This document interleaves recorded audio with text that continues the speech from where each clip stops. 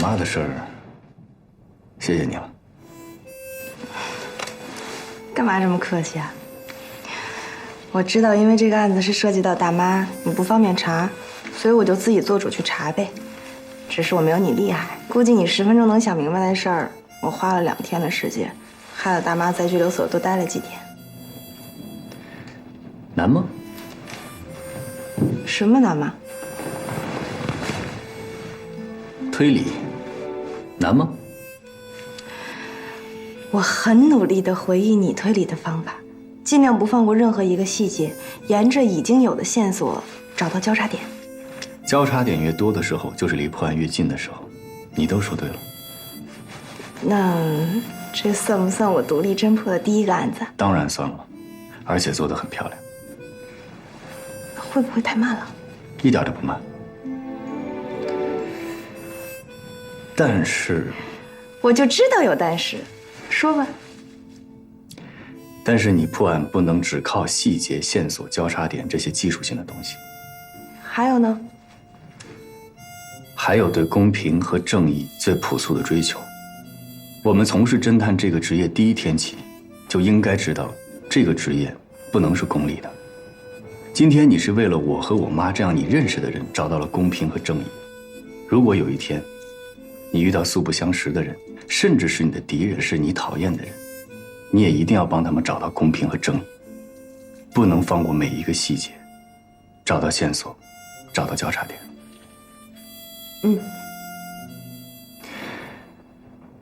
不管怎样，今天是你正式成为侦探的第一天。作为你的师傅呢，没有给你准备奖金，也没有奖状，但有一样东西要送给你。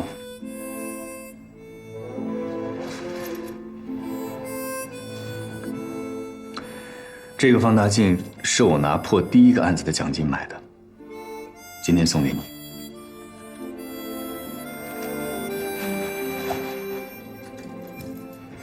谢谢。很贵的。舍不得啊？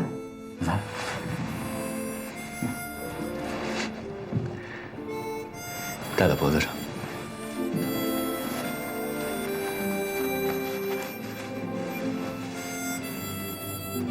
谢谢。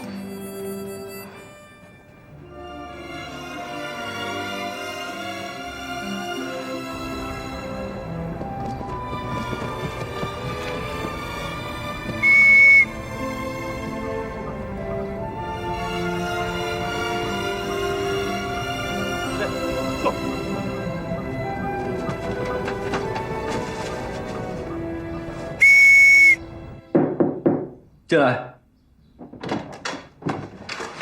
结果出来了。没发现小红点附近的氰化物浓度明显异常。离案发的时间已经太长了，错过了最佳的化验时间。那你打算怎么办啊？说实话，这是我遇到最棘手的案子。知道受害者是氰化物中毒，但是不知道毒物是怎么进去的。你这么看着我干嘛？你是不是怕我把这个案子会变成悬案？我告诉你，我觉得最耻辱的事情就是把案子变成悬案。既然我接了这个案子，就不可能破不了。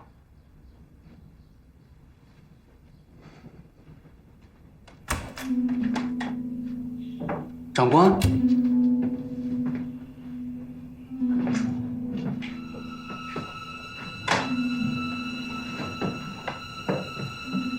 马福耀有什么消息？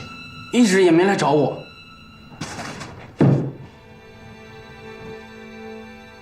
我保证，长官，我说的都是真话。我如果说了假话，天打雷劈。就是在前天晚上，保密局发来电报，说什么奖金的事，因为现在道路不畅，还需要待以时日。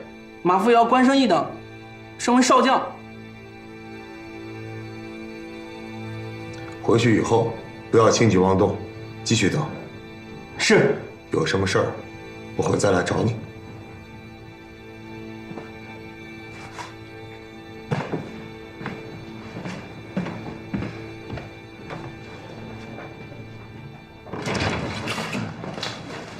处长，特务情报员说的情况和我们截获的台湾电报完全一致。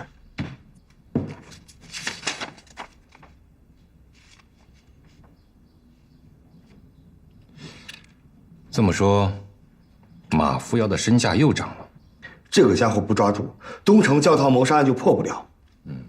约丽那边有没有进展？没有。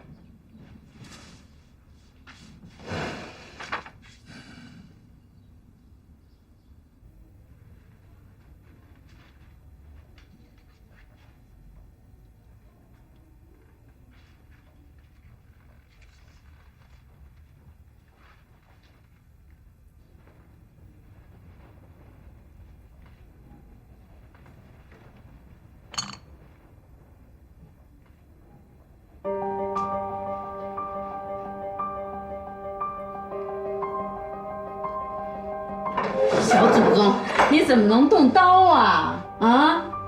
哎呦，真是的！怎么了？你瞧瞧，学着要给你刮胡子，你瞧瞧，自己练的。你瞧瞧，我给他拿这个香灰给堵上。干什么呀？香灰怎么行啊？香灰怎么不行啊？去医院。哎，你等会儿我。哎呀，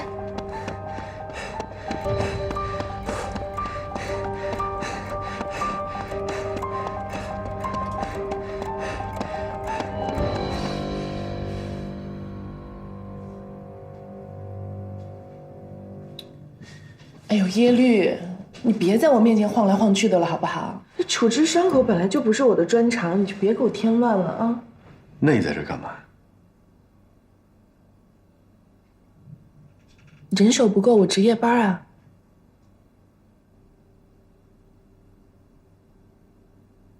真的不要紧吗？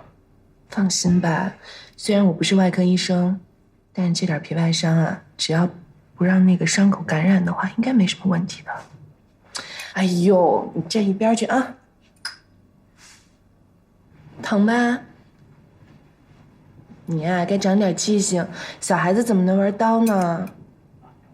你这么淘气，活该让你受点惩罚。阿姨，我不是淘气，我是想练习一下，帮耶律叔叔刮胡子，好让他多睡一会儿。真乖。那你忍一下啊，一会儿就好了。去拿点东西啊。好。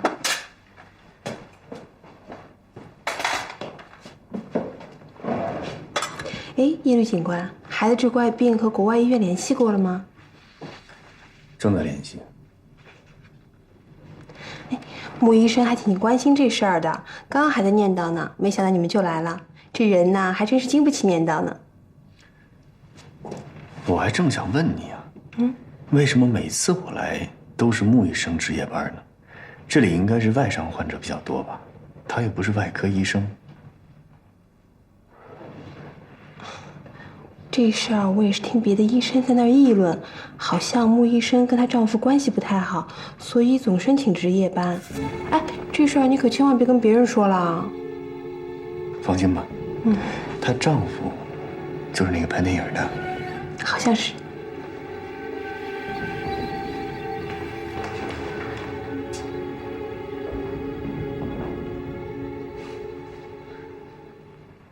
疼不疼啊？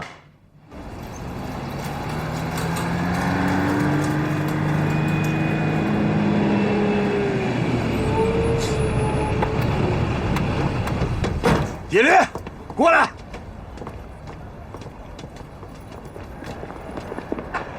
你看，你要的东西，副军长亲自给你接来了。厉害！嘿嘿，哎，脸怎么了？没事，我可以飞了，我可以飞了。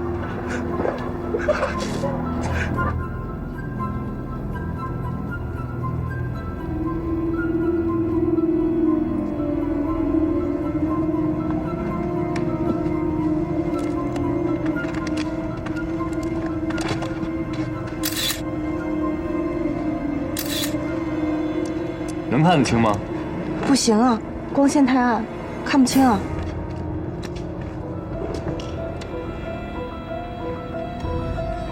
能不能再近一点？再近就有危险了。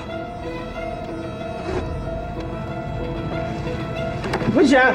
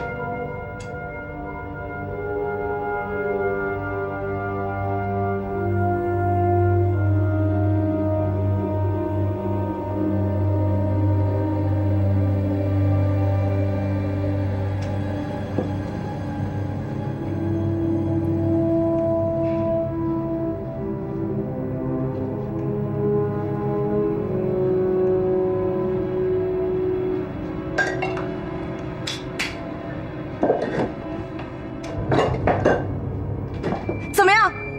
都看过了，尽量稳住。儿子，你下来，下来！天赐出事儿了！来了！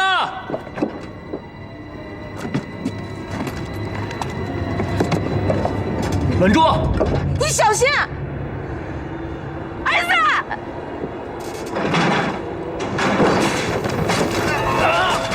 快，七兄，快点下来！下来！长信儿显灵，长信儿快点显灵！大妈，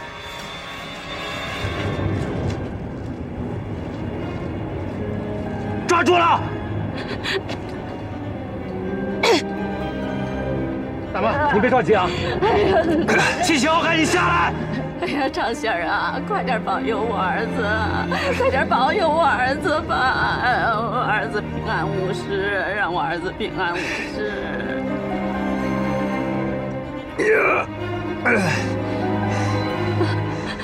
儿子，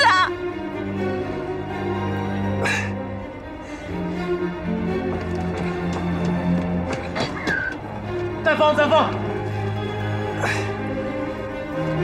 小心，慢点。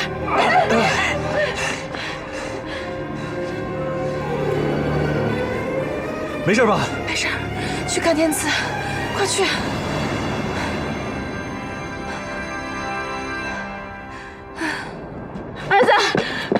儿子，天赐怎么了？天赐摔了一跤就不能动了，现在在医院呢。处长，借一下你的车，我送你去。走。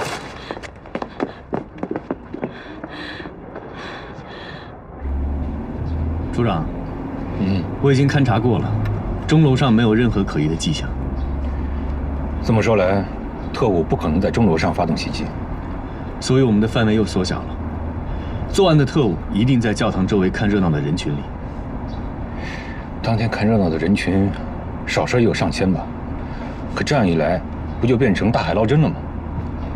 是大海捞针，但起码知道针在海里，也算是进了一步。哦，对了，小许跟我说了孩子的情况。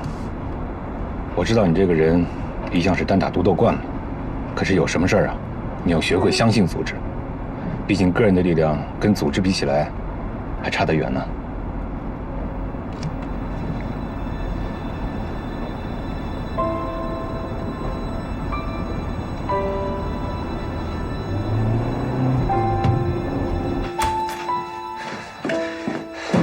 小天赐怎么了？天赐这次是急性发作，但是这也证明了我们之前的诊断没有错。恐怕他得在医院一直住下去了。那现在还有什么更好的办法吗？只能维系着，走一步看一步吧。要做好最坏的心理准备。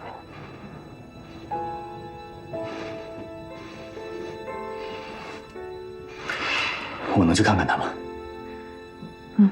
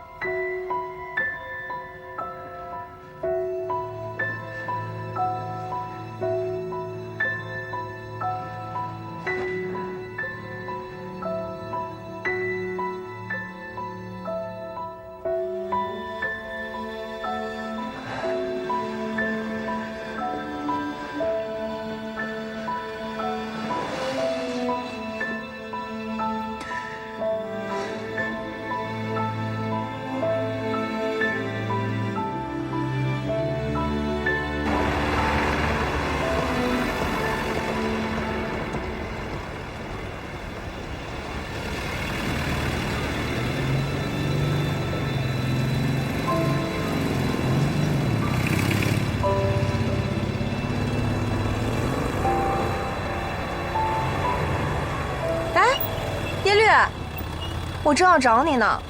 团支部号召大家给天赐捐款，一共捐了121万。谢谢大家。嗯，不过这点钱还远远不够用。你先别着急，秦处长那边说他再想想办法。谢谢。嗯。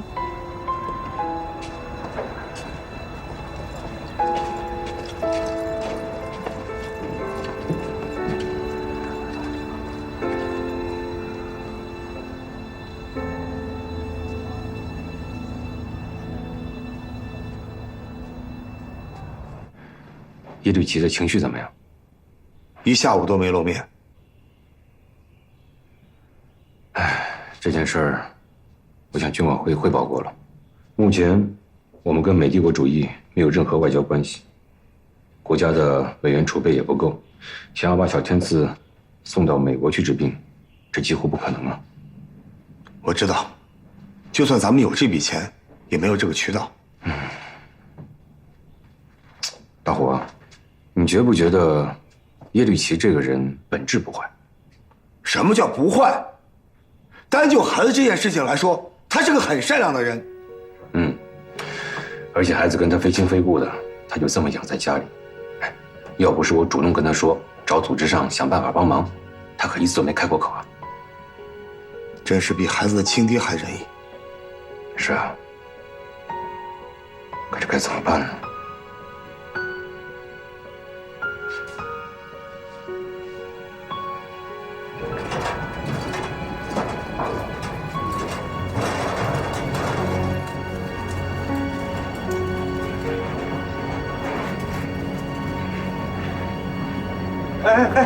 哎，叶律，干嘛去啊？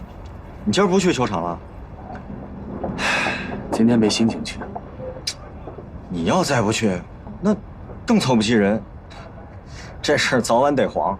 我不是把你推荐过去了吗？我哪行啊？人刘先生说了，让我先当个助理裁判，熟悉一段。刘乡里今天去吗？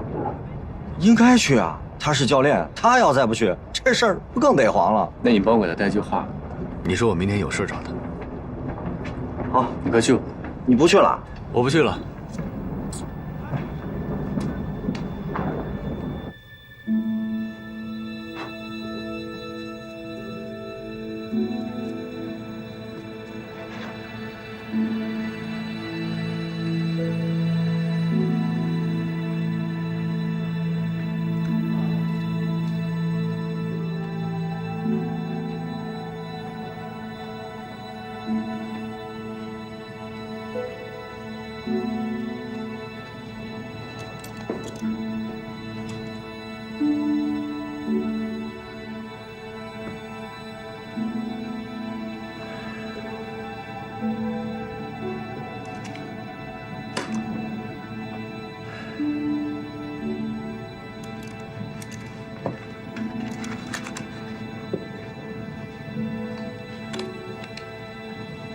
慢走。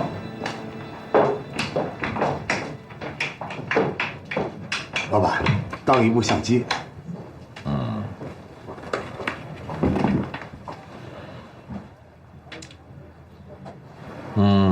德国造徕卡旧相机一台，最多也就值80万吧？啊，我这可是德国造的，美国相机还值100多万呢。现在谁还有闲钱来玩这个？都是小资产阶级的情调。80万，够高的了啊！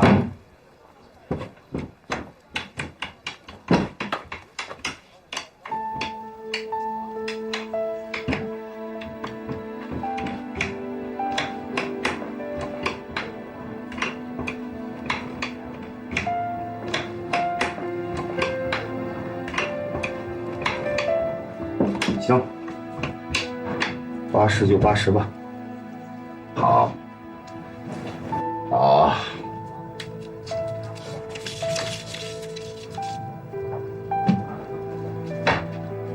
来，给。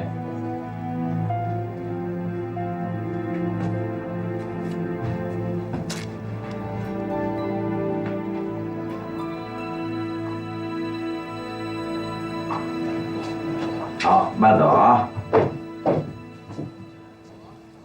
不好，我是不好，谁？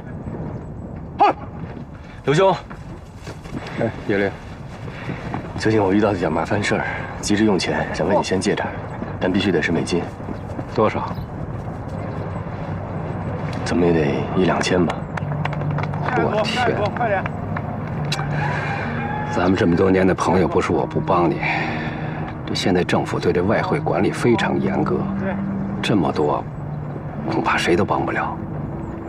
哎，不过个人有1、2百美金的积蓄，不谈借，你尽管拿去用。那哪够？算了，我再想想别的办法。你忙吧。好。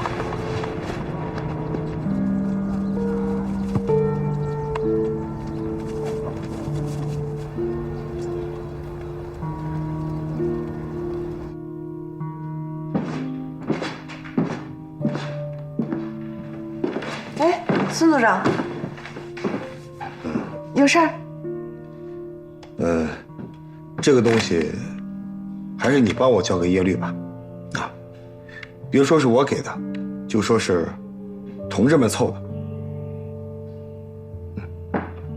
哦。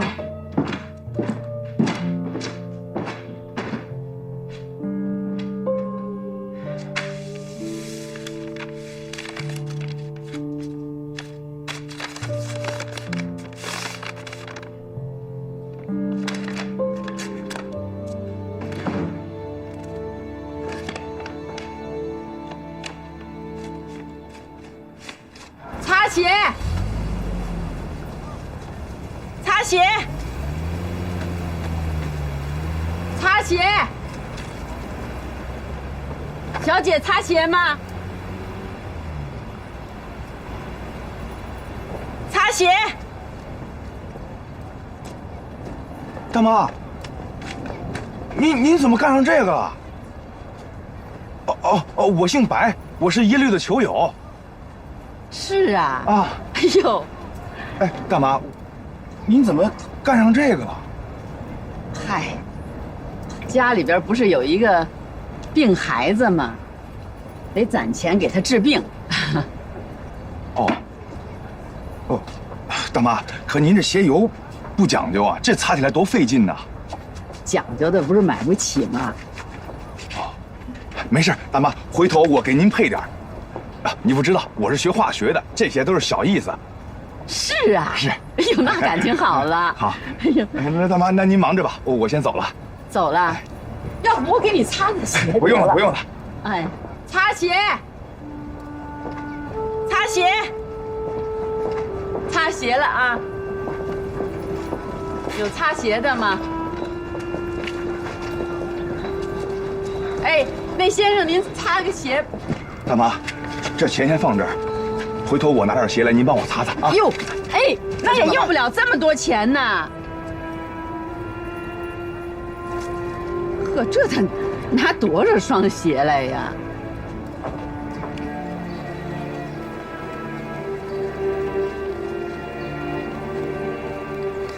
怎么还跑这儿摆起小摊了呀？现在是下班时间。那也不行啊！你现在是军管会的干部，你跑这儿来摆摊儿，像什么样子啊？只要能赚钱给小天赐看病就行。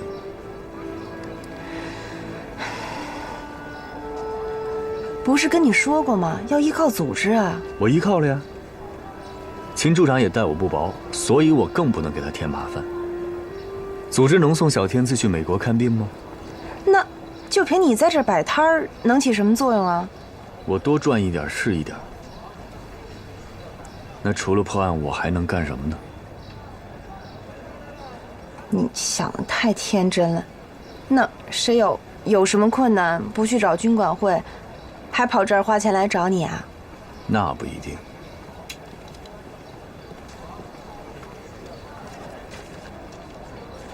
这儿有80万，你先拿着吧。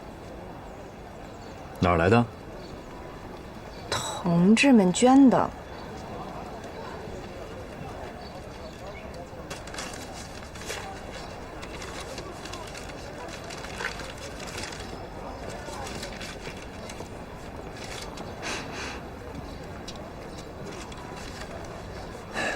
这个孙大虎被当铺给骗了。谁跟你说这是孙组长他给的呀？现在是供给制，谁手上都没什么钱。前段时间刚给我凑了120万，怎么可能这么快又凑80万呢？那孙组长也是供给制啊，他怎么可能有这么多钱？他可不一样，他有徕卡相机，而且这每张钱上都印着当铺的记号。我破了这么多年的案，哪家当铺我都知道。有可能是碰巧吧。你闻闻这钱上什么味儿？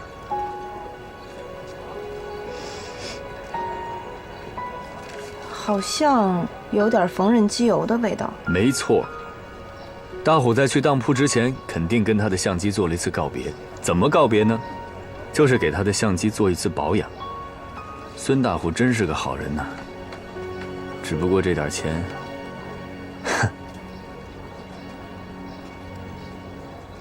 哎，我去买2个苹果，你们先回啊。生意来了。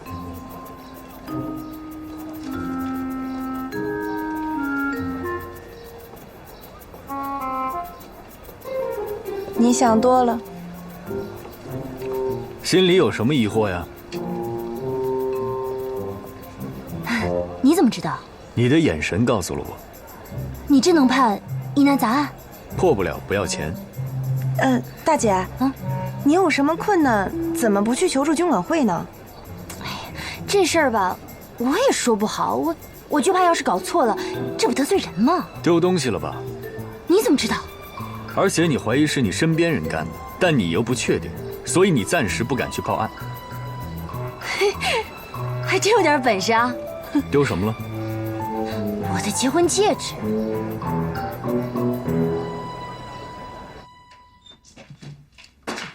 进来吧。别动。啊？你先出来。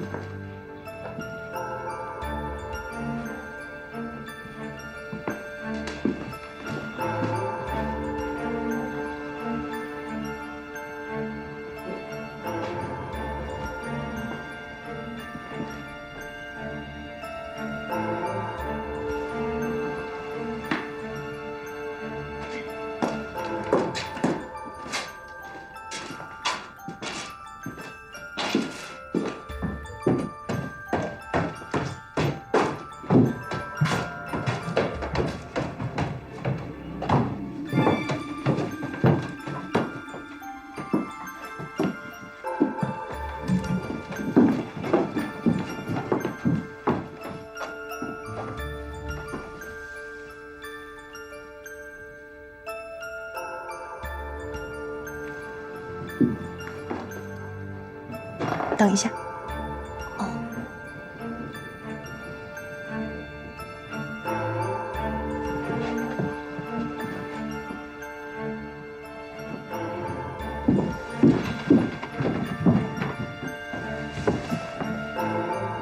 进来。戒指是放在这儿吗？对，就放在那儿。那看来很贵重。说是钻戒，其实就是镶了块水晶玻璃。那就是对你很重要了。是我亡父留给我的。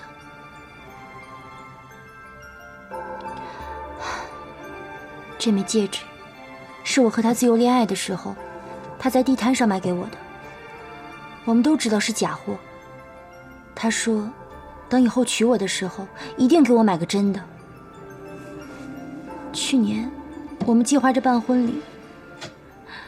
结婚那天，正碰上解放军攻城，城里所有的首饰店都关了张。可我未婚夫不死心，他说，租界里洋人的首饰店一定有没关门的，他想去那里看一看。没想到，路上就碰到了白冰，太太出事了！这是怎么了呀？国庆，国庆，你醒醒啊！国庆，你怎么了？这出了什么事了呀？国庆，你睁开眼看看我呀！国庆，你睁开眼啊！国庆，我该怎么办呢？国庆，你睁开眼看看我呀！这怎么回事啊？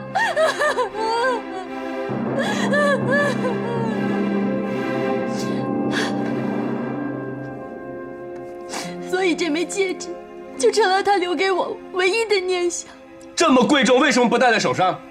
我一直戴着，这不，街道里组织我们排演节目，我怕弄掉了，还特意摘下来放在了那里。那你出门的时候门关好了吗？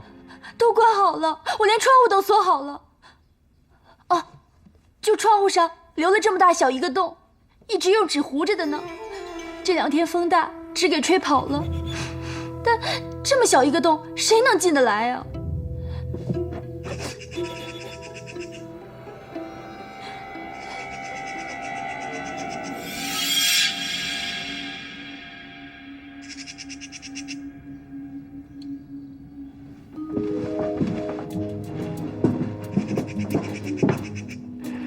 我已经知道是谁拿了你的戒指，而且我还能帮你找回来。啊，小许啊，走。我们走吧。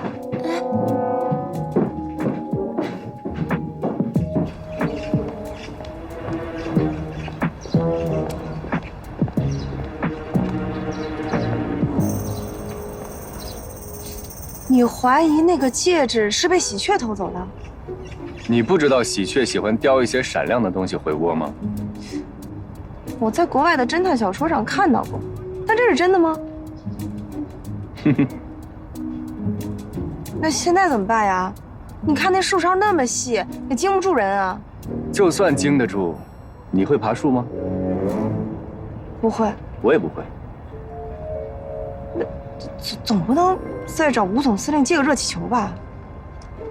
动动脑子，就有了。等着我。等一下。哎。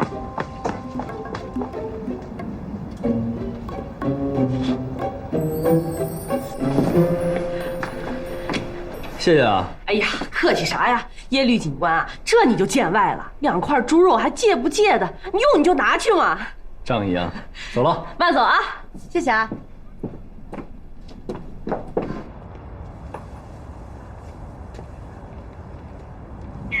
你这是什么意思啊？喜鹊还吃肉吗？是啊，还偷小鸡吃呢，你不知道吗？我不知道，我没见过喜鹊吃肉啊。虫子也是肉啊。那你这是猪肉。那也不代表它不爱吃，只是没人给它们吃。小许啊，破案没别的，拼的就是一个见识。我没什么见识，但我也没明白，喜鹊偷戒指有功啊，你还给他们吃肉。这是交换。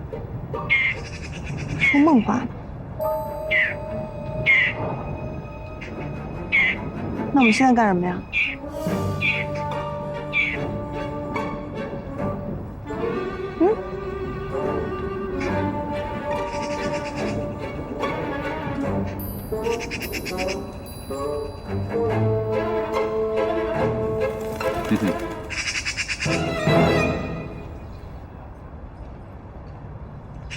真的吃肉啊？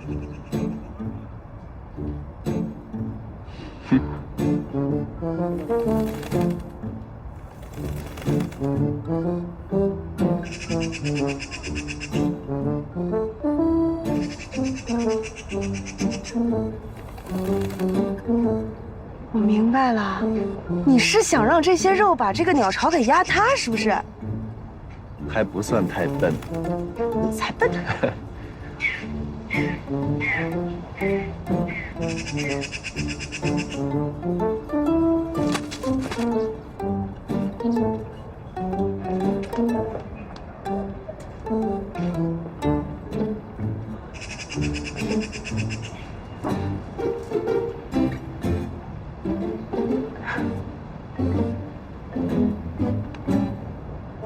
手伸出来。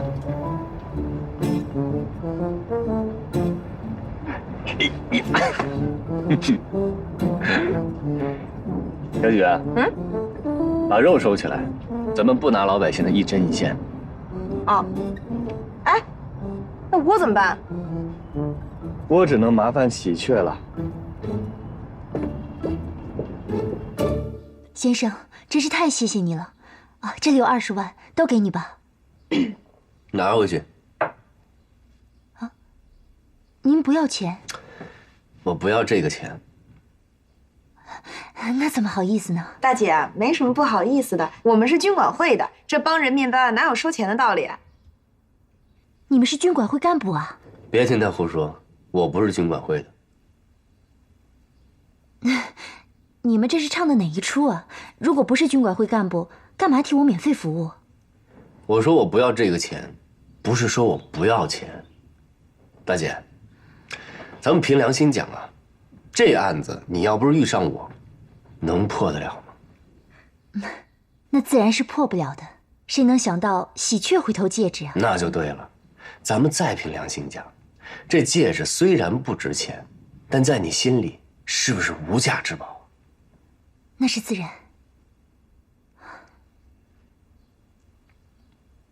那既然是无价之宝，区区20万就把我打发了？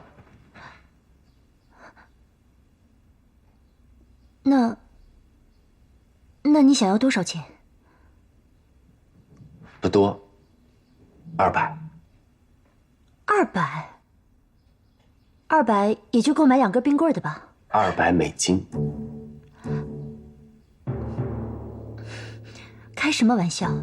我怎么会有美金呢？别说200，我连2毛都没有。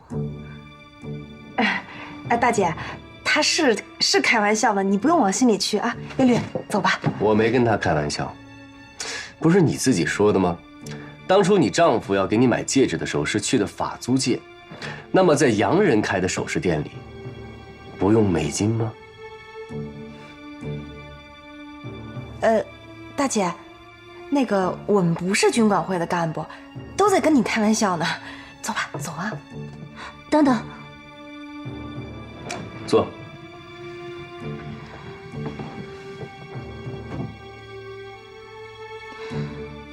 其实这事儿吧，我也一直犯嘀咕呢。既然你都提到了，要不你就再替我琢磨琢磨。没问题。你看啊，我丈夫去租界里买东西，自然是要用到美金的。可是他身上没有现钱，就要去银行取钱。那就是说，你丈夫在银行有外币存款。啊，他家以前是洋行买办，自然是有这个家底的。接着说，你嘀咕什么？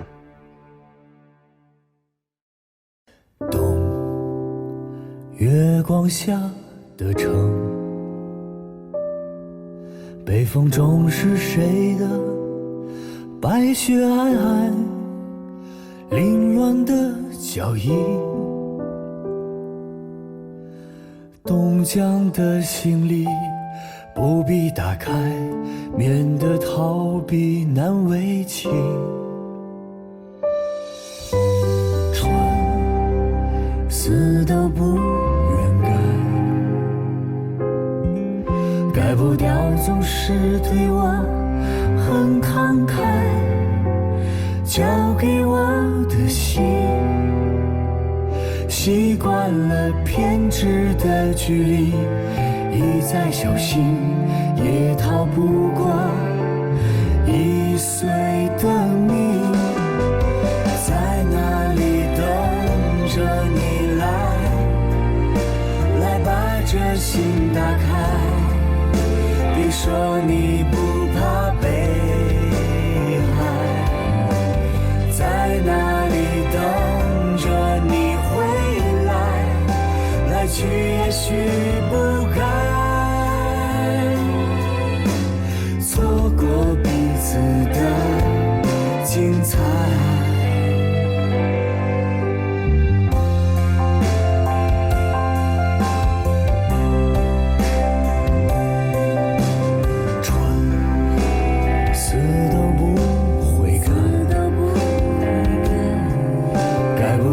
总是对你很慷慨，交给你的心，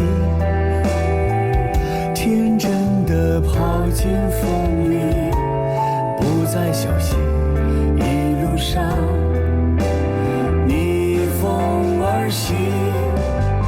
在哪里等着你来，来把这心打开，别说你不愿被爱。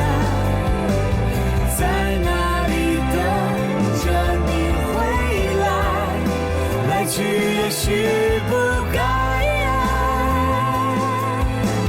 错过彼此的精彩。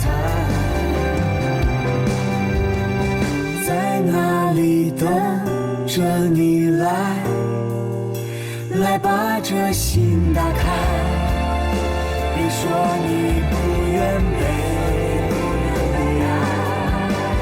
在哪里等着你回来，来去也许不该错过彼此的精彩。